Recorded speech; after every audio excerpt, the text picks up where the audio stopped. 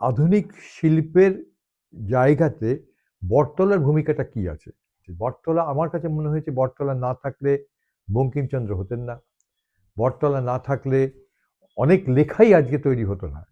এমনকি মধুসূদনও হতো না। সেই যে অ বা আ বা যা যা হোক সেগুলো কিন্তু উনি ছবির মতন করে আঁকতেন। তিনি লেখাপড়া তেমন জানতেন না। তো আমাদের শিক্ষার জন্য কিন্তু একজন অশিক্ষিত লোক, সো কল্ড অশিক্ষিত লোক কিন্তু আমাদের প্রথমে পথ দেখাচ্ছেন। এর সঙ্গে একটা যোগ করতে লেগে গেল 10টা বছর। এবং এই যে ডিসিপ্লিন অক্ষরের কাছে আজকে আমরা পড়ছি, আজকে আমাদের টেকনোলজি হাই হয়ে গেছে, মুহূর্তের মধ্যে সমস্ত কিছু টাইপ হয়ে যাচ্ছে, আমাদের আঙুলের টাইপে হয়ে যাচ্ছে। তো একটা দন্তেসয়ের তলাতে একটা হর্ষউকার যুক্ত করবার জন্যে তাকে কম কালঘাম পোহাতে হয়নি। অনেক কালঘাম পোহাবার পরে একটা সময় দন্তেসয়ের তলায় হর্ষউকারটা দিতে পারলেন। হর্ষইকারটা ঠিক ঠিক শব্দের মাথাতে দিতে পারলেন। এই ডিসিপ্লিনটা আনতে তার 10-12 বছর সময় লেগে গিয়েছিল।